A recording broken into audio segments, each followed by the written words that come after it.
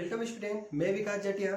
आज मैं आपको कक्षा 10 अध्याय 1 प्रश्नावली 1.2 के प्रश्न क्रमांक पहला, दूसरा, तीसरा और चौथा आज मैं आपको सिखाऊंगा। लेकिन मैं पहले, दूसरे और तीसरे के सिर्फ आपको तीनों के पहले सवाल ही सिखाऊंगा, बाकी ये अन्य सवाल आप खुद सेल्फ करिएगा। ठीक है, तो हम पहले सवाल का पहला सवाल सीखते हैं। निम्नलिखित संख्याओं का अभाज्य गुणनखंड के रूप में व्यक्त कीजिए। और पहला सवाल हमारे पास में है 140।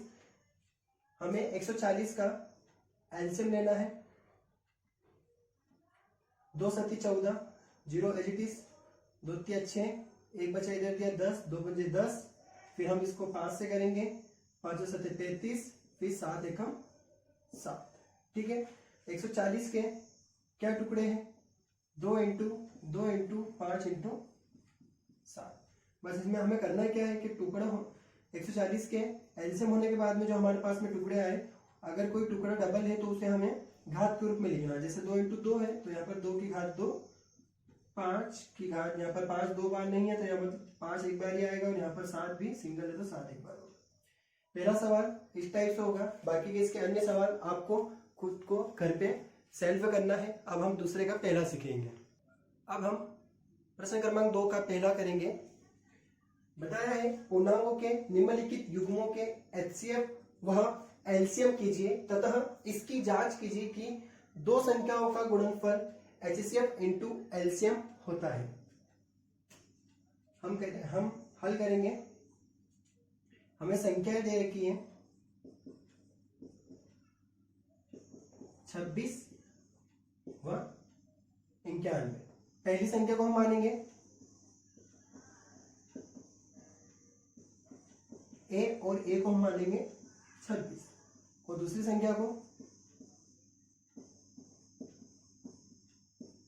हम बी मानेंगे और बी को हम 91 मानेंगे। ठीक है, और क्वेश्चन में हमें बता रखा है कि दो संख्याओं का गुणनफल एचसीएफ इंटू एलसीएम होता है। यह दो संख्याओं का गुणनफल का मतलब यहाँ पर यह है कि यहाँ पर ए इंटू बी करने का ये बात बोल रहा है। जैसे कि इस फॉर्मूले को हम दो संख्याओं का गुणनफल इंटू एचसीएफ इंटू एलसीएम भी कर सकते हैं, और इसी फॉर्मूले को हम इस तरीके से भी लिख सकते हैं, दो संख्याओं का गुणनफल। तो वह दो संख्या कौन सी है? वैसे 26 और 51 है, लेकिन हम जब हम फॉर्मूला बनाएंगे ना तो हम ए इंटू बी लिखेंगे, क्योंकि हमने पहली संख्या और दूसरी संख्या को क्या माना है? ए और बी माना है। तो दो संख्याओं का गुणनफल, तो ये दो संख्या और उनका गुणनफल किसके बराबर होता है? एचसीएफ और एलसीएम के। तो हम एचसीएफ किसका ले रहे हैं? इन्हीं दो संख्याओं का ले रहे हैं, और एलसीएम भी किसका ले रहे हैं? इन्हीं दो संख्याओं का ले रहे हैं। तो एचसीएफ लिखने के साथ में हम ब्रैकेट में यहाँ पर ए और बी लिखेंगे, इनटू करेंगे, उसके बाद में एलसीएम भी इन्हीं दो संख्याओं का ले रहे हैं, तो एलसीएम करने के बाद में ब्रैकेट में ए इंटू बी लिखेंगे। कहने का तात्पर्य है कि फॉर्मूला इस तरीके से भी लिखा जा सकता है और फॉर्मूला इस तरीके से भी लिखा जा सकता है।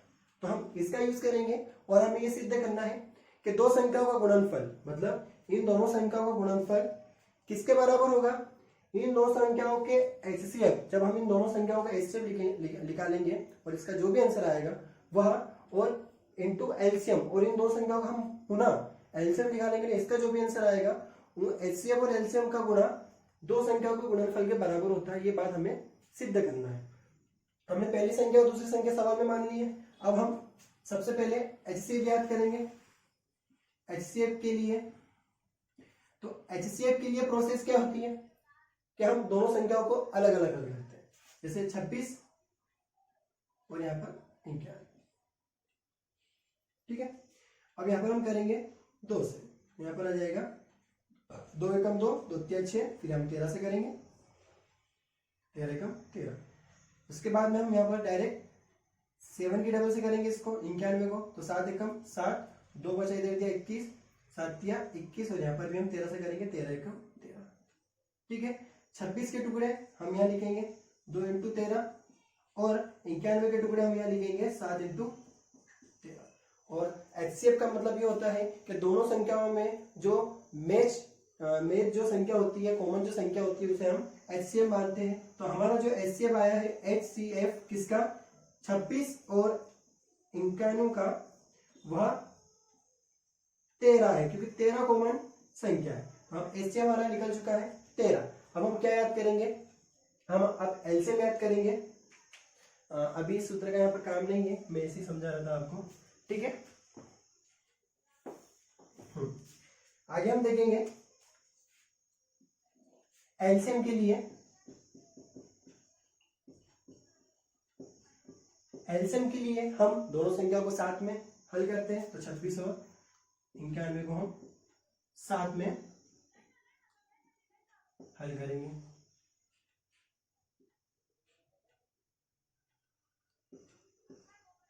दो से करेंगे, 2 एकम 2, 2 तिया 6। ये दोनों संख्या अलग अलग है, साथ में नहीं लिखना, बीच में कोमा है, ठीक है। फिर 91 इज इट इज। अब हम 2 की डबल में ना 13 आता है ना 91 आता है, तो हम 7 की डबल से करेंगे। तो 13 इज इट इज, और 7 एकम 7, 2 बचा दे दिया, 7 तिया 21। अब हम 13 से करेंगे, 13 एकम 13 और 13 एकम 13। और हमारा जो एलसीएम आया है, और एलसीएम में जो टुकड़े आए उन सबका मल्टीप्लाई करते हैं। तो एलसीएम हम किन दो संख्याओं का लिए हैं, 26 और 91 का। और टुकड़े क्या है, 2 इंटू 7 इंटू 13। मल्टीप्लाई करेंगे हम, 2 7 14, 14 में 13 का मल्टीप्लाई कर लीजिए, 12 हासिल 1,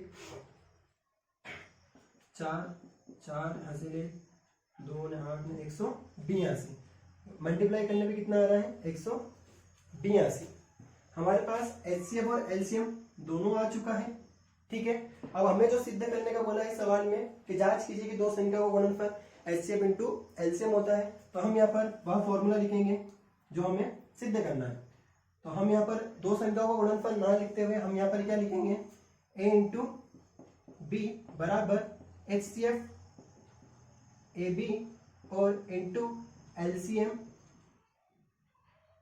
एलसीएम ब्रैकेट ए बी।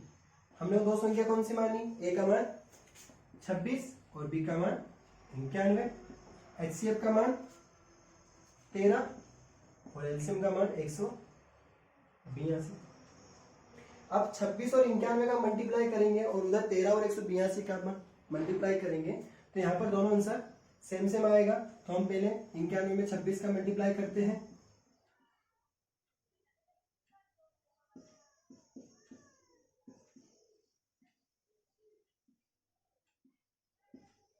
यहाँ पर आया है 23 66। अब हम 13 और 182 का मल्टीप्लाई करते हैं,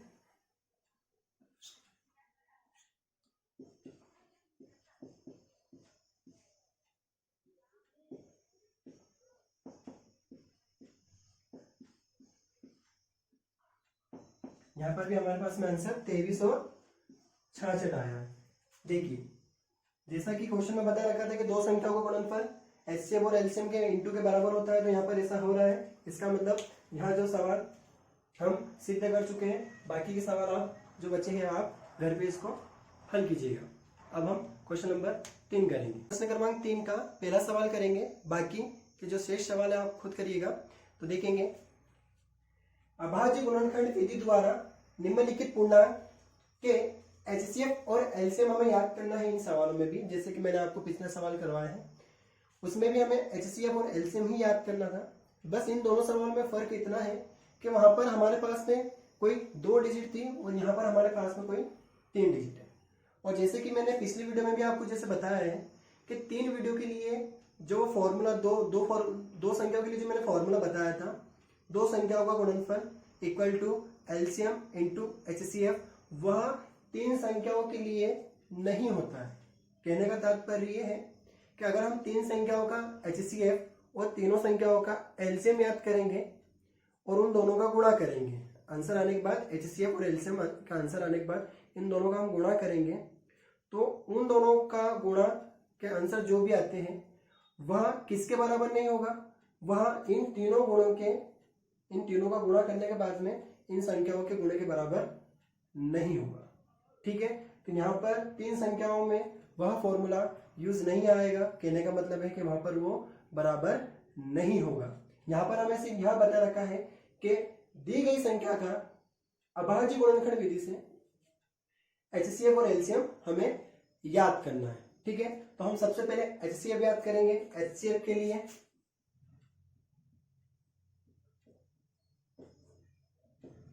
HCF तीनों संख्याओं का अलग से होता है, अलग अलग होता है।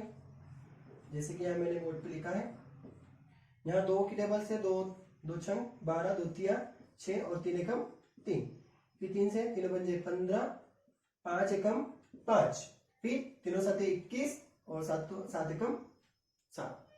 हम यहाँ लिखेंगे 12 के टुकड़े क्या है, 2 इंटू 2 इंटू 3, और उसके बाद में 15 के टुकड़े 3 इंटू 5 और 21 के टुकड़े 3 इंटू 7। अब यहाँ पर हमें देखना है कि तीनों संख्याओं के जो टुकड़े हैं उसमें कोई कॉमन संख्या कौन सी। जैसे यहाँ पर 2 की बात करें तो 2 यहाँ है, लेकिन इन दोनों संख्याओं के टुकड़ों में नहीं है, तो 2 कॉमन नहीं आ सकता। 3 की बात करें तो 3 यहाँ पर भी है, यहाँ पर भी और यहाँ पर भी है। देखिए ये 3 और ये 3, इसका मतलब है 3 कॉमन आ रहा है। अदर संख्या को भी हम चेक कर लेते हैं। 5 यही है और अदर साइड नहीं है, 7 यही है और अदर साइड नहीं है। इसका मतलब ये है कि हमारा जो तीनों संख्याओं का HCF है, HCF 12, 15, 21, वह हमारा आंसर 3 होगा। तो तीनों संख्याओं का HCF 3 है। अब हम एलसीएम करेंगे।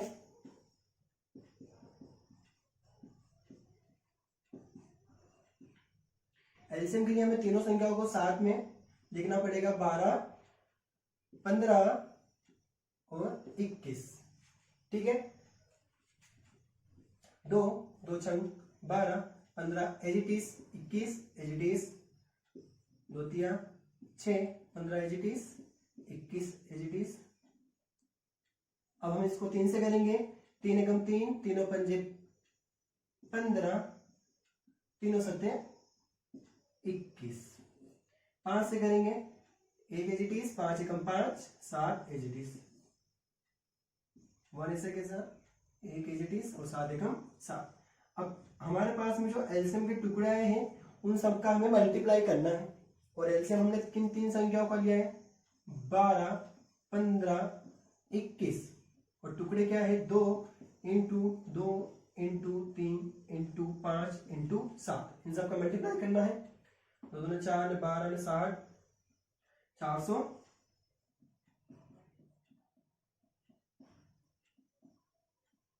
20, 4 12 60, 420। इन सबका हम मल्टीप्लाई करेंगे तो हमारा एलसीएम 420 आएगा।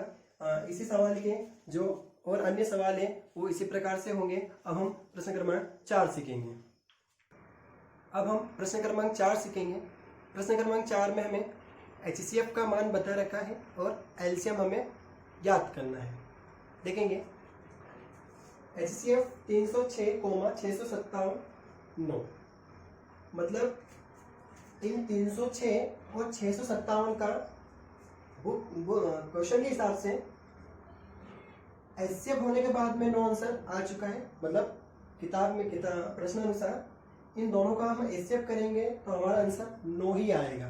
ठीक है, ये प्रश्न में पहले से ही बता दिया है। अब आगे हम देखेंगे कि अब संख्या तो बदल नहीं सकती है। अगर मान लीजिएगा हमें एलसीएम याद करने का बोला है इस क्वेश्चन में, तो हम HCF में जो संख्या रहेगी यहाँ पर वही संख्या एलसीएम में भी रहेगी। तो देखिए ऐसा ही है, जो संख्या HCF में है 306 और 657, इन दोनों का हमने HCF लिया होगा तो उसका आंसर 9 आया है। हमें लेना नहीं है, किताब में पहले से ही बता रखा है, लेकिन हमें क्या याद करना है कि एलसीएम 306 और 657 का एलसीएम हमें याद करना है कि इन दोनों संख्या का हम एलसीएम लेंगे तो हमारा आंसर क्या रहेगा। तो आपको एक फॉर्मूला तो याद हो यही से, जैसे कि यह वाला, दो संख्याओं का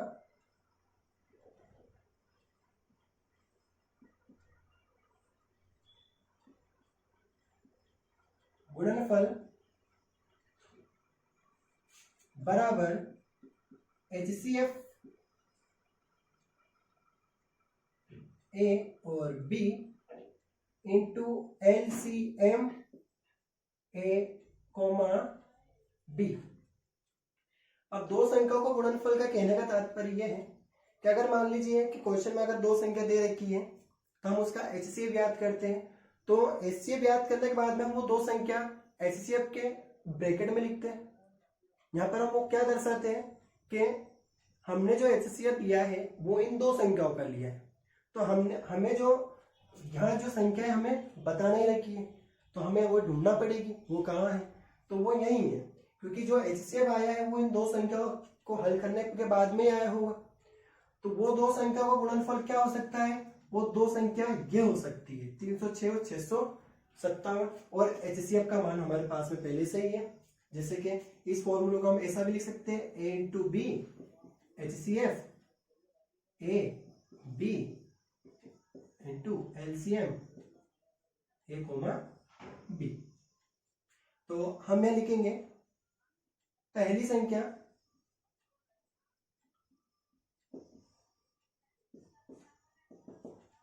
A है, और पहली संख्या A क्या हो सकती है, 306 हो सकती है, क्योंकि इन दोनों संख्याओं का HCF करने के बाद में ही 9 आया है, तो हमारी पहली संख्या 306 है। और दूसरी संख्या हमने B मान ली और इसका आंसर हमारा 657 है। तो हमने वो दो संख्या ढूंढ ली है, वो दो संख्या हमने ढूंढ ली, दो संख्या का गुणनफल। तो वो दो संख्या कौन सी है, A बराबर 306 B बराबर 657। तो हमें अब कुछ नहीं करना है, अब हम एलसीएम याद करना है।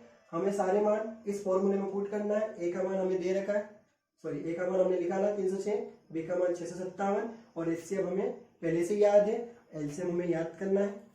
तो हम A की जगह 306 लिखेंगे और उसके बाद इंटू 657, और HCF का मान क्या है हमारे पास 9, और हमें एलसीएम याद करना है। और एलसीएम भी किन संख्याओं का याद करना है, इन संख्याओं का याद करना है। तो 307 कोमा 657। अब हमें एलसीएम का मान याद करना है, तो यहाँ पर मौजूद जो 9 है इनटू में है, तो वो कहाँ जाएगा, बराबर के इधर बटे में जाएगा।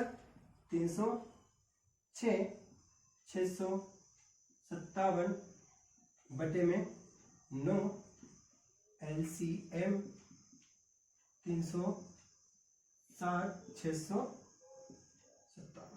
अब हम इसे क्रॉस कर देंगे, 9 की टेबल से 9 कम 9, 9 7 63, 2 बचे दे दिए 27 और 9 क्या 27। अब 306 इंटू 73 LCM 307 657। ठीक है, अब इन दोनों का हम गुणा करेंगे, 306 और 73 का।